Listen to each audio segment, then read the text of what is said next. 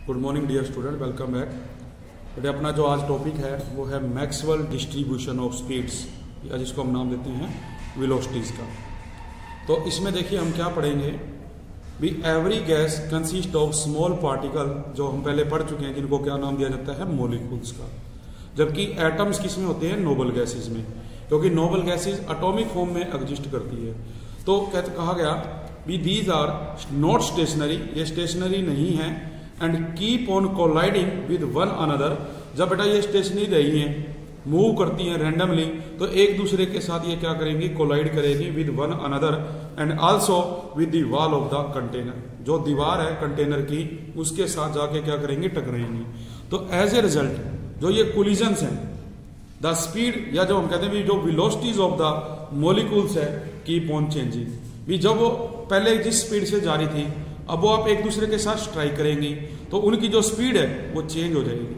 तो Maxwell and जो Boltzmann है, उन्होंने क्या किया? As a result of study ये बताया भी जितने भी मॉलिक्यूल्स हैं in a certain gas may not have the same speed, उनकी जो स्पीड है वो सेम नहीं होती, but also not necessary that we all may have different speed. ये भी कोई जरूरी नहीं है कि सभी की जो स्पीड है वो डिफरेंट होगी। तो एक सर्टेन जो फ्रैक्शन ऑफ द मॉलिक्यूल्स है may have the same speed, कुछ फ्रैक्शन में हो सकते हैं जिनकी स्पीड क्या है? सेम है एट ए पर्टिकुलर टेम्परेचर। तो अगर हम ये कहें भी if capital N be the total number of molecules present in a gas out of which delta N molecules have the same speed. भी टोटल नंबर ऑफ मॉलिक्यूल्स हैं N, जिनमें से जो डेल्टा एन मॉलिक्यूल्स हैं उनकी जो speed हम क्या करें? सेम है।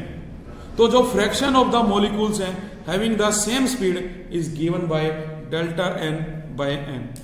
तो मैक्सवेल ने इसके लिए बेटा एक ग्राफ भी ड्रा किया, किसके बीच में? जो मॉलिक्यूलर फ्रैक्शन है और जो मॉलिक्यूलर स्पीड है उसके बीच में। हम देख सकते हैं भी ये हमारे पास क्या मॉलिक्यूलर फ्रैक्शन है डेल्टा एन बाय एन, और ये मॉलिक्यूलर स्पीड है सेंटीमीटर पर सेकेंड। तो इसमें आप देख रहे हैं भी जब इसमें हम टेम्परेचर देते हैं तो ये इसे एक मैक्सिमम लेवल तक जाते हैं, पार्टिकल की जो स्पीड होती है, और उसके बाद वो क्या डिक्रीज होती है। तो इसको जब हम यहां ड्रा करें तो that is called most probable speed, जिसको हम कहते हैं यूएमपी, डिनोट किया गया। तो इसके बेस पे हमने जब इस कर्व को स्टडी किया तो कुछ ऑब्जर्वेशन हमारे सामने आती हैं। क्या ऑब्जर्वेशन है? भी जो फ्रैक्शन ऑफ द मॉलिक्यूल्स हैं delta N by N having either a very low speed, भी या तो उनकी स्पीड क्या है? लो है, या जो है उनकी स्पीड वेरी स्मॉल है, भी high speed is very small. Number 2, जो फ्रैक्शन ऑफ द मॉलिक्यूल्स हैं possess higher and higher speed, तो उनकी जो स्पीड है वो हायर एंड हायर है ऑन इंक्रीजिंग। जब तक हम टेम्परेचर को क्या करते हैं? इंक्रीज करते हैं, वो एक मैक्सिमम लेवल पे जाते हैं और उसके बाद वो डिक्रीज होना स्टार्ट कर देते हैं कर्व के अंदर। फिर थर्ड पॉइंट है be the speed possessed by the maximum fraction of the molecules corresponding to the peak of the curve. हमने देखा भी ये क्या है? मैक्सिमम है बेटा यहाँ पे, और आफ्टर दैट ये क्या कर रहा है? डिक्रीज कर रहा है। तो this is known as the most probable speed और velocity and is shown by UMP. इसको हम इससे रिप्रेजेंट करेंगे। तो इसके बेस पे अपने पास जो ये मोस्ट प्रोबेबल स्पीड है वो क्या होती है? Is the speed which is possessed by the maximum fraction of the gas molecule. जो कौन पोजेस करता है? तो देखो बेटा, इसको हम क्या नाम देते हैं? जो मोस्ट प्रोबेबल स्पीड या वेलोसिटी है is the speed which is possessed by the maximum fraction of the gas. इस स्पीड को जो टोटल नंबर ऑफ मॉलिक्यूल्स हैं उनमें से जो maximum fraction of the gas molecules हैं वो क्या करते हैं? पोजेस करते हैं एट ए गिवन टेम्परेचर। तो अगर हम टेम्परेचर का इफेक्ट देखें इसके ऊपर, तो इसमें भी बेटा चेंज आता है। तो हमारे पास जो टॉपिक है नेक्स्ट वो यही है भी effect of temperature on the distribution of molecular speed. जैसे हमने लेक्चर में देखा था, लास्ट लेक्चर में भी जैसे जैसे हम टेम्परेचर इंक्रीज करते हैं जो डेविएशन है वो चेंज होती जाती है। जो डेविएशन है वो लार्ज से मिनिमम लेवल पे आ जाती है जब टेम्परेचर क्या होता है? मैक्सिमम होता है। तो यहां पर भी बेटा यही हो रहा है भी आप देखें भी हमारे पास T1 टेम्परेचर है, तो इसके ऊपर ये हमने स्पीड मानी लेकिन जब हमने टेम्परेचर को इंक्रीज किया तो उसके बाद आप देख सकते हैं भी जो ये डॉटेड लाइन है इससे ये कम समय में आ गई, बिकॉज जो टेम्परेचर हमने उसको इंक्रीज कर दिया। तो हम डिस्कस करते हैं भी जो fraction of the gas molecule है with most probable speed remains constant at a particular temperature. तो जो ये इफेक्ट है increase in temperature on the most probable speed of the gas, तो with the rise in temperature जो molecular motion है वो भी इंक्रीज करेगा, क्योंकि आप देखते हैं भी टेम्परेचर इंक्रीज करेंगे तो जो पार्टिकल्स हैं उनकी स्पीड बढ़ती है, वो मोशन में आते हैं, तो जो मोस्ट प्रोबेबल स्पीड है वो इंक्रीज करेगी। Therefore also increase has been shown in the figure. तो हम उसमें देखेंगे ग्राफ में भी दोनों चीजों में क्या आएगा बेटा, चेंज आएगा। तो ये जो डॉटेड कर्व है represented the Maxwell distribution curve at the higher temperature. Higher temperature पे ये जो मैक्सवेल डिस्ट्रीब्यूशन कर्व है उसको रिप्रेजेंट करता है। तो ये याद रखना भी the fraction of molecules having most probable speed decreases with the rise in temperature and जो एंटायर डिस्ट्रीब्यूशन कर्व है वो शिफ्ट हो जाती है कहां पे, towards the right at higher temperature. आप देख सकते हैं भी ये जो कर्व है इस कर्व से आगे राइट साइड में क्या होगी बेटा, शिफ्ट होगी। तो ये हमारा क्या रहेगा, effect of temperature on the distribution of. इसके बाद बेटे हम करेंगे difference between ideal gas and real gas. भी आइडियल गैस क्या है और रियल गैस क्या है, उनमें क्या डिफरेंस होता है। तो हमने देखा भी जितने भी गैस लॉज हैं under all condition of temperature and pressure obey करते हैं उसे क्या कहा जाता है, आइडियल गैस। जबकि रियल गैस में हम कहेंगे भी it obey gas laws only when the pressure is very low. जब प्रेशर क्या होता है, very low, and temperature is very high. इसी प्रकार से जो आइडियल गैस है इसमें जो वॉल्यूम ऑफ गैस मॉलिक्यूल है वो नेग्लेजिबल होती है एज कंपेयर टू जो total volume of the gas molecules है। जबकि रियल गैस में जो volume of the gas molecule है can not be neglected as compare to total volume of the gas. Third point आ जाता है भी आइडियल गैस में जो अट्रैक्टिव फोर्स है among the molecules can be neglected under all condition of temperature and pressure. भी किसी भी कंडीशन पे हम टेम्परेचर और प्रेशर के जो अट्रैक्टिव फोर्स है उसको हम निग्लेक्ट कर देंगे, जबकि रियल गैसेस में बेटा ऐसा नहीं होता। जो आइडियल गैस है उसमें हम कहते हैं भी जो जब ये गैस लॉज को ओबे करती है तो एक इक्वेशन बनती है that is called ideal gas equation, PV is equal to nRT। जबकि रियल गैसेस में हम जब करेक्शन करते हैं किसमें, प्रेशर में और वॉल्यूम में, तो अपनी जो नई बेटा रिजल्ट आता है वो है P plus AN² into V minus NB is equal to nRT। ये क्या रहेगा, डिफरेंस रहेगा रियल गैस और आइडियल में। इसके बाद बेटा जो हमारा नेक्स्ट पार्ट आता है वो है पार्ट B, जिसको हम नाम देते हैं लिक्विड स्टेट ऑफ मैटर का। भी जो स्टेट्स ऑफ मैटर है उसमें हमने पहले गैसीय स्टेट के बारे में डिस्कस किया, अब हम कर रहे हैं लिक्विड स्टेट ऑफ मैटर के बारे में। और आपको पता है भी जो लिक्विड स्टेट ऑफ मैटर है ये बेटा इंटरमीडिएट होती है सॉलिड और गैस के। मीन्स हम यहाँ पे कहते हैं भी लिक्विड की अगर डेफिनेशन दी जाए तो कहते हैं जी इसकी जो शेप है वो चेंज होती है, जबकि जो बेटा इसका वॉल्यूम है वो सेम रहता है। भी हम किसी भी कंटेनर में डालें उसकी शेप के अकॉर्डिंग इसकी शेप में चेंज आ जाता है, लेकिन जो अमाउंट है जो इसकी वैल्यू है वो सेम रहती है। तो एज ए रिजल्ट जो प्रॉपर्टीज हैं लिक्विड की expected to be intermediate to all of them, मतलब सॉलिड और गैस के बीच की होती है इसकी जो प्रॉपर्टी है। And these are definite volume but not definite shape, incompressibility, diffusion, evaporation, viscosity, surface tension etcetera. तो जो प्रॉपर्टीज ऑफ द लिक्विड है वो बेस्ड है on theory called kinetic molecular theory. तो जो मेन पोस्टुलेट्स रहेंगे इसके वो हम क्या पढ़ेंगे भी liquid are composed of particles called molecule, जो कि हमने गैस में भी कहा था भी जो गैस है वो भी किससे मिलकर बने हैं, पार्टिकल्स है जिसको हम मॉलिक्यूल्स कहते हैं। नंबर 2 जो इंटरमोलिकुलर फोर्स ऑफ अट्रैक्शन है among the molecules in a liquid are quite appreciable. Means वो सॉलिड और गैस के इंटरमीडिएट होता है लिक्विड के अंदर जो फोर्स ऑफ अट्रैक्शन है पार्टिकल में, as compare to the gas जो मॉलिक्यूल्स इन लिक्विड है वो रिलेटिवली क्लोज होते हैं ईच अदर, एक दूसरे के। फोर्थ पॉइंट में हम कहेंगे molecules are in constant random motion ये नहीं है भी इनका जो मोशन है वो चेंज होता रहता है, ये कांस्टेंट स्पीड के साथ जो है मोशन में रहेंगे। तो जो average kinetic energy of molecules है इन ए लिक्विड वो डायरेक्टली प्रोपोर्शनल होती है एब्सोल्यूट टेम्परेचर के, जैसा कि हमने गैसेस में पढ़ा था। वहां पर भी जो एवरेज काइनेटिक एनर्जी थी गैस मॉलिक्यूल्स की वो डायरेक्टली प्रोपोर्शनल है टेम्परेचर के। तो इसके बेस पे लिक्विड की कुछ प्रॉपर्टीज हैं जिनको हमने बेटा डिस्कस करना है। तो फर्स्ट जैसे कि आप अगर डिस्कस करें तो वॉल्यूम की बात की जाती है, और हम देखते हैं भी लिक्विड में क्या वॉल्यूम डेफिनेट होती है जबकि शेप उसकी डिफरेंट होती है। जिस भी कंटेनर में आप इसको डालोगे ये उसी की जो शेप है उसको ले लेगा। तो इसलिए जो लिक्विड है ये डिफरेंट है from the gas because gas does keep its volume. जो गैस है हम कहते हैं भी उसका ना तो वॉल्यूम है और ना ही उसका जो है शेप होती है, वो जिसमें भी हम डालते हैं उसकी शेप लेगा और एक प्लेस से दूसरी प्लेस पे आसानी से चले जाते हैं। फिर हम बात करते हैं बिहेवियर की। तो जो बिहेवियर ऑफ द लिक्विड है is due to the reason be molecules are close to one another. इसमें जो मॉलिक्यूल हैं गैस के कंपैरिजन में एक दूसरे के क्लोज होती है, और जो इंटरमोलिकुलर फोर्स ऑफ अट्रैक्शन है ये भी क्या है स्ट्रॉन्गर होती है as compare to the gas. इसलिए जो मॉलिक्यूल्स इन लिक्विड है are not free to occupy any volume available to them. फिर बात करेंगे बेटे हम डेंसिटी की। डेंसिटी में कहते हैं भी सिंस जो मॉलिक्यूल्स होते हैं इन द लिक्विड स्टेट वो मोर क्लोजली पैक्ड है as to the gaseous state.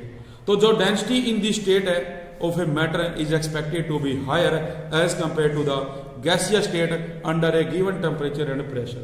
अगर हम मान के चले भी 373 केल्विन टेम्परेचर पे और 1 एटमॉस्फेरिक प्रेशर पे जो डेंसिटी ऑफ वाटर है वो 0.958 ग्राम पर सेंटीमीटर क्यूबिक होती है। अप्रोक्सीमेट हम इसको 1 ग्राम पर सेंटीमीटर मानते हैं, जबकि वाटर वेपर जो है अंडर सिमिलर कंडीशन इज 0.000588 ग्राम पर सेंटीमीटर क्यूबिक है। इसका मतलब ये हुआ कि जो density in the liquid state है ऑफ वाटर वो 1000 टाइम्स हायर है as compare to the gaseous state.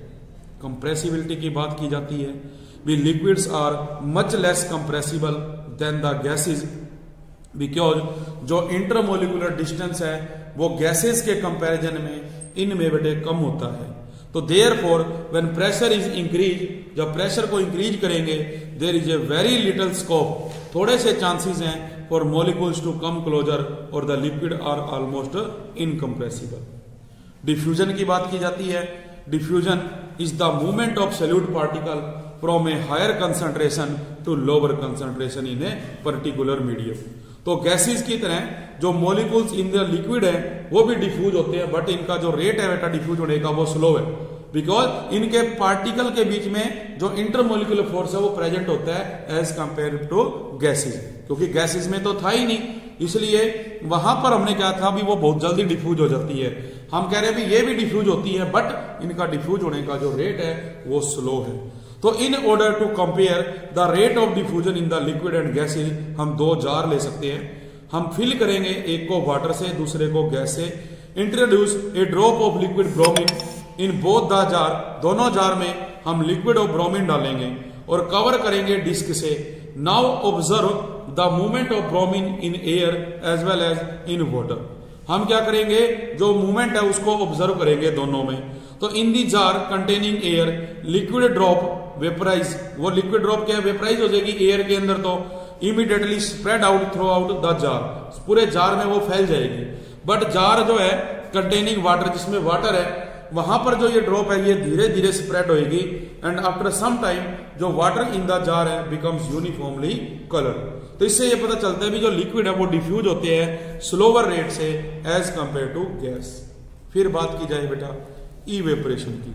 हमें पता ही है कि किसी भी लिक्विड को जब हम हीट देंगे टेम्परेचर देंगे तो एक सर्टेन टेम्परेचर पे वो वेपराइज हो जाता है। तो वो डेफिनेशन हमारे पास है भी इवेपोरेशन में be defined as the process of conversion of liquid into its vapour at room temperature. भी हम रूम टेम्परेचर पे देना जो है देखते हैं स्टार्ट करते हैं कि वो वेपराइज होता है कि नहीं, और उसके बाद अगर हम टेम्परेचर इंक्रीज करते जाएंगे तो इसके बेस पे जैसे अपने पास है टॉपिक भी जो प्रोसेस ऑफ इवेपोरेशन है वो एक्सप्लेन करती है with the help of kinetic molecular theory of the liquid. तो हम ये देखेंगे भी जितना ज्यादा टेम्परेचर होगा उतनी जल्दी जो लिक्विड है वो क्या होगा, इवेपोरेट होगा। और अगर हम टेम्परेचर कम कर देंगे तो जो इवेपोरेशन है वो डिक्रीज करेगी, तो वो जो गैसेस थी उससे वो लिक्विड स्टेट में आ जाएगा। तो जो काइनेटिक एनर्जी है इनफ है to overcome the attractive force of the neighbouring molecules, therefore they will escape into space. वो स्पेस में चले जाते हैं above the liquid surface and will appear vapour. जब हम किसी चीज को गर्म करेंगे तो लिक्विड से वो वेपराइज होके वेपर बनेंगे और जो एम्प्टी स्पेस है वो वहां पर जाके इकट्ठे हो जाएंगे। तो this will also apply to rest of the molecule on the surface. तो if the liquid is keeped in an open vessel, अगर किसी ओपन वेसल में हम लिक्विड को रखें तो आप देख सकते हैं जो इवेपोरेशन है वो कंटिन्यू रहेगी जब तक कि वो कंप्लीट नहीं हो जाता। इसका एग्जांपल आप ले सकते हो भी, जैसे हम ले लें समुद्र का एग्जांपल, सी वाटर, जिसमें देखते हैं अभी वाटर जो है इवेपोरेट हो जाता है और साल्ट रह जाता है, तो वो इसका एग्जांपल रहेगा। तो आप देखते हैं भी बहुत सी ऐसी चीजें हैं जैसे पेट्रोल है, अल्कोहल है, हमारी स्किन के ऊपर अगर हम उसको लगाएं तो देखोगे भी वो इवेपोरेट होता है। और जब वो इवेपोरेट होता है तो जिस प्लेस पे आपने अपनी बॉडी के उसको लगाया वहां पर हमें इंटेंस कूलिंग फील होती है, बिकॉज वो जो इवेपोरेट हुए वो उस पार्ट की जो लेटेंट हीट है उसको लेके इवेपोरेट होते हैं, जिस वजह से आपको क्या है कूलिंग सेंसेशन आता है। ठीक है, तो ये इसके अंदर बेटा था। इसके बाद कुछ फैक्टर्स हैं जो अफेक्ट डालते हैं रेट ऑफ इवेपोरेशन पे। Number 1, nature of the liquid. भी जो हमारा लिक्विड है वो हो सकता है भी कोई जरूरी नहीं है भी वो लिक्विड फॉर्म में है, वो विस्कस फॉर्म में भी हो सकता है। तो विस्कस फॉर्म में है तो उसके जो पार्टिकल्स हैं, तो जो हम बेटा फैक्टर की बात कर रहे हैं उसमें नेचर ऑफ द लिक्विड पे डिपेंड करता है। आफ्टर दैट बात करते हैं हम टेम्परेचर की। As the temperature of liquid increase, जो इवेपोरेशन है वो भी फास्टर होएगी। तो जो राइज इन टेम्परेचर है उसके कारण क्या होगा, जो average kinetic energy of the molecules है वो क्या होती है, इंक्रीज हो जाती है। और एवरेज काइनेटिक एनर्जी इंक्रीज होएगी तो फोर्स ऑफ अट्रैक्शन कम होगा। फोर्स ऑफ अट्रैक्शन कम होगा तो बॉन्ड आसानी से ब्रेक होगा और जो बेटा मॉलिक्यूल है वो टूट के हमारे को क्या करेंगे, इवेपोरेशन देंगे। तो ये कह सकते हैं भी जो नंबर ऑफ मॉलिक्यूल्स हैं escaping from the surface of liquid will also become more, leading to the faster evaporation. और लास्ट बेटा इसमें आता है सरफेस एरिया।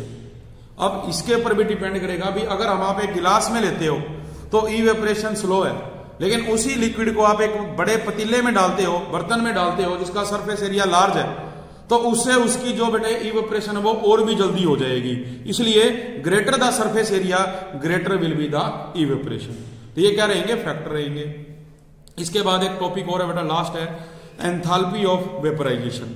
भी जो एंथैल्पी ऑफ वेपराइजेशन है may be defined as quantity of heat required to evaporate a certain mass of given liquid at a constant temperature। भी ये एक क्वांटिटी ऑफ हीट है जो हमें चाहिए इवेपोरेट करने के लिए certain mass of given liquid at a constant temperature. तो अगर हम जो 1 मोल ऑफ द लिक्विड है उसको इवेपोरेट करना चाहें तो जो हीट रिक्वायर्ड है is known as molar enthalpy या molar heat of vaporisation. For example, जो molar enthalpy of vaporisation of water है at 25 degree Celsius is 44.180 kilo joule per mole. तो वाटर को देखो लिक्विड स्टेट में है, हम ये एनर्जी देंगे तो ये क्या होगा, लिक्विड स्टेट से देखो इवेपोरेट होके गैसीय स्टेट में आ जाएगा। तो जो एंथैल्पी ऑफ इवेपोरेशन है वो रिलेट करती है किससे, magnitude of the attractive forces in the molecules of liquid. इसका मतलब भी जो एंथैल्पी ऑफ इवेपोरेशन है या हम कहते हैं वेपराइजेशन ऑफ वाटर है वो मोर है देन इथाइल अल्कोहल। तो इसलिए जो extent of intermolecular hydrogen bonding है मॉलिक्यूल्स ऑफ वाटर वो ज्यादा होता है एज कंपेयर टू अल्कोहल। तो ये क्या रहेगा, एंथैल्पी ऑफ वेपराइजेशन रहेगा। इसके बाद बेटा कुछ टॉपिक ऐसे हैं जो हमारे सिलेबस से कट हो चुके हैं, उसको मैं नहीं करवा रहा हूं। तो आज इस टॉपिक के साथ आपका जो चैप्टर है वो बेटे यहीं पे एंड होता है। आज के लिए इतना ही। Thank you very much.